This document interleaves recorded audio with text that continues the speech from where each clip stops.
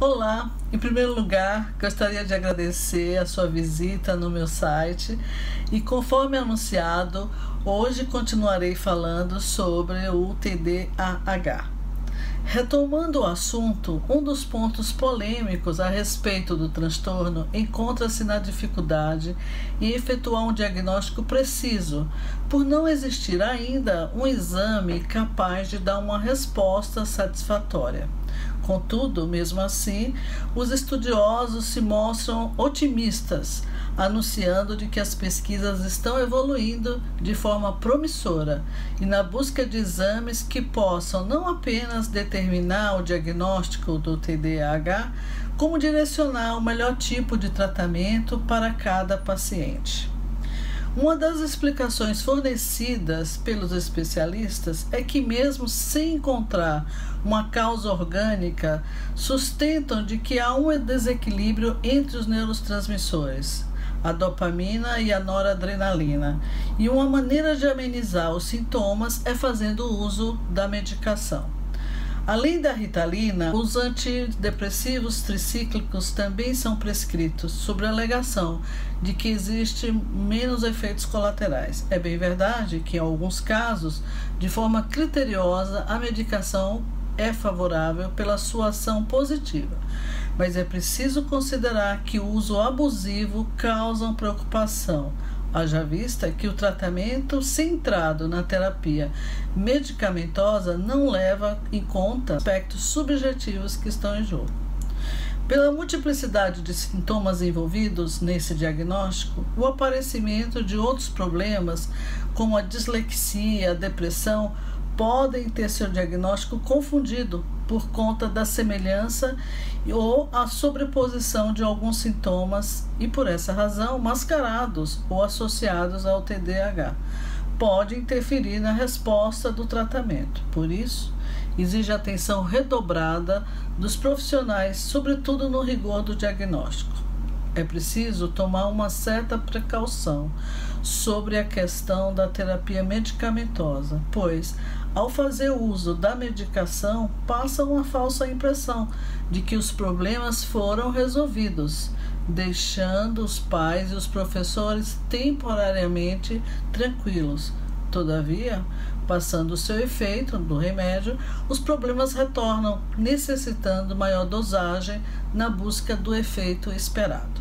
Curiosamente, é importante ressaltar que as crianças que não dão trabalho, não são consideradas problemáticas, mesmo apresentando dificuldades, elas são vistas como tímidas, sem maiores problemas. Será que estas sofrem menos do que as diagnosticadas com TDAH? É uma boa pergunta para nos fazer. Também gostaria de chamar a atenção de você para a terapia comportamental, que privilegia tão somente os sintomas e não tocam nas questões essenciais do paciente. Mesmo com todos esses problemas e dificuldades, é preciso não desistir e pensar no impacto negativo na vida de uma criança ou um jovem ou adulto, que carregam esse rótulo de comportamento dito inadequado. É preciso ficarmos atentas, pois os portadores de TDAH sofrem e muito, e mesmo que tenham um comprometimento orgânico, esse sofrimento merece ser investigado, escutado na sua singularidade. Não são raros os casos os quais os diagnósticos com enfoque na medicação ou na terapia comportamental acabam por reforçar o afastamento dessa criança do seu mundo psíquico. Bom, quero esclarecer como a psicanálise vê esse transtorno e como é o tratamento. Bom, para a psicanálise, o TDAH é visto como um sintoma que tem um sentido e precisa ser investigado. Muitas vezes, esses sintomas funcionam como um apelo, uma forma de chamar a atenção para seus problemas. A psicanálise vem se inserindo cada vez mais no cotidiano da escola e no convívio social como uma ferramenta importante que auxilia uma outra leitura sobre esse transtorno. Por intermédio de uma análise, é possível fazer um caminho de investigação e de transformação desse sofrimento, uma vez que a escuta analítica proporciona que o problema seja transportado para um outro campo, em que seu maior compromisso é com as próprias marcas do paciente, que não são comuns e nem universais, mas particulares. Sobretudo, que esse tipo de tratamento não dita condutas nem interfere no seu modo de agir, considerando que o paciente participa ativamente do processo analítico. Muitas vezes, buscamos respostas fora de nós mesmos.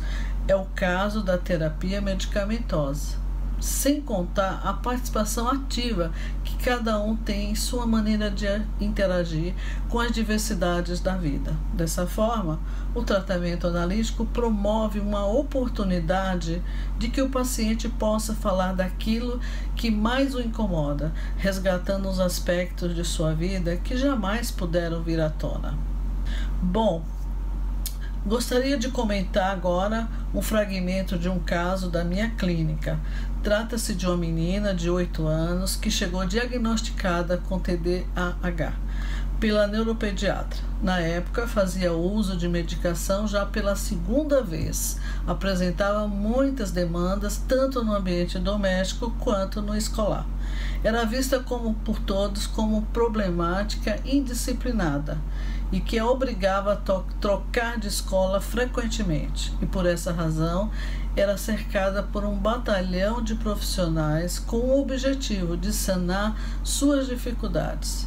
A partir do tratamento, a investigação do transtorno do TDAH proporcionou vir à tona a relação complicada que a paciente mantinha com seus pais. Por essa razão, a importância de envolver no tratamento a família e as pessoas que fazem parte do universo desse jovem ou dessa criança. E tornou-se necessário, pois frequentemente os adultos tendem a exigir uma certa performance, sem levar em conta a singularidade e os limites de cada um. E assim, se encarregam para que elas alcancem suas potencialidades a qualquer preço, com o argumento que estão garantindo o seu futuro, ou seja, eu sei o que é melhor para você. Ao fazermos uma leitura além do que é manifesto, é possível observarmos que os pais, ao colocarem seus filhos neste lugar, buscam uma reparação do que não foi possível realizar nas suas próprias vidas. Com o passar do tempo, foi possível perceber o grau de comprometimento entre a mãe e essa criança. Seu comportamento inadequado funcionava como um apelo na busca por um olhar da mãe que não vinha. Talvez esteja aí a atuação da filha pelo déficit de atenção da própria mãe para com ela. Curiosamente, ao mesmo tempo que estavam fisicamente muito próximas, emocionalmente muito distantes. Pelo seu grau de comprometimento, era visível observar que ela já aceitava sem nenhum questionamento os rótulos que lhe foram dados. Com o tratamento, foi possível operar mudanças significativas, pois o trabalho de escuta permitiu surgir aspectos de sua vida antes desconhecidos. Uma mãe com dificuldade de pôr limites contribuía e reforçava ainda mais o comportamento inadequado e agressivo da filha. Era uma mãe acuada, com medo da própria filha, e qualquer tentativa de estabelecer limites, ela respondia da afetividade à violência em segundos. O medicamento que entrou como um terceiro nessa relação já não fazia o efeito esperado, e no decorrer do tempo, este cumpria a nociva função de abafar seu sofrimento, deixando-a cada vez mais agitada. A pergunta que cabe fazer é o que aconteceu para deixá-las refém dessa relação. Faltou um terceiro? Quem poderia ajudá-la? O pai, que mesmo presente, não cumpria a função esperada. Todos ali estavam fora de lugar. O profissional no tratamento analítico tem a oportunidade de acompanhar o paciente na busca de sua própria maneira de suportar o seu mal-estar, e isto se dá como um ato de artesão, dando a oportunidade do paciente a falar do seu sofrimento, de sua própria família, transferindo os sintomas do corpo para a palavra. Pois, do ponto de vista da psicanálise, o comportamento inadequado da jovem ainda era uma forma de pedir socorro. a partir do trabalho, com muita prudência e paciência, tocando em cada ponto desse diagnóstico, foi possível uma transformação, auxiliando a encontrar um pouso, uma vez que essas crianças apresentam problemas na construção de sua subjetividade. Dessa forma, é preciso levar em consideração que o mal-estar da criança é reflexo das relações que a cercam, sinônimo de prejuízo na vida do paciente, sobretudo porque partimos do pressuposto que todo sofrimento em forma de agitação, impulsividade, desatenção são ainda tentativas de estabelecer o equilíbrio do organismo que não consegue enfrentar as tensões internas ou externas às quais o mesmo está submetido. Vale ressaltar que as funções psicológicas, tais como inteligência, percepção, motricidade, entre outras, são aspectos que se articulam entre si e são construídas a partir das primeiras relações com o outro, ou seja, com a mãe. E quando essas dificuldades passam a ser escutadas de outro lugar, é fonte de recurso e oportunidade de transformações. Obrigada pela atenção e não deixe de visitar o meu canal. Até o próximo encontro.